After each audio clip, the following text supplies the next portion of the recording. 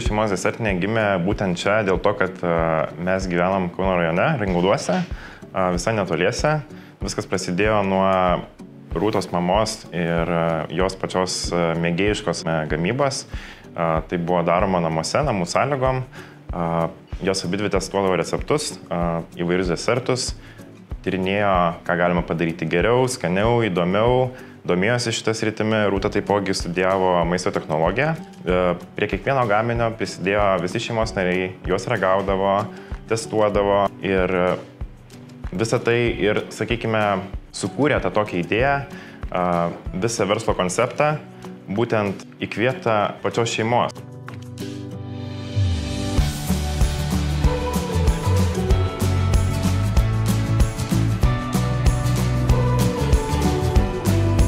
Mums ypač svarbu tas grįžtamasis ryšys su klientu, nuolatiniai klientai. Mes iš pradžių darom desertus, tarkim, jų šventėm vestuvėm, vėliau po metų, po 2 jau kreipiasi krikštynoms desertukų, tada jau tas vaikas auga kartu su mumis ir jau tik matau, kad 7 gimtadienį darysim tortą.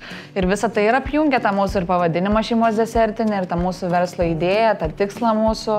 Mūsų pagrindinis tikslas yra gaminio sudėtis, tikrumas, kokybė, tikri produktai.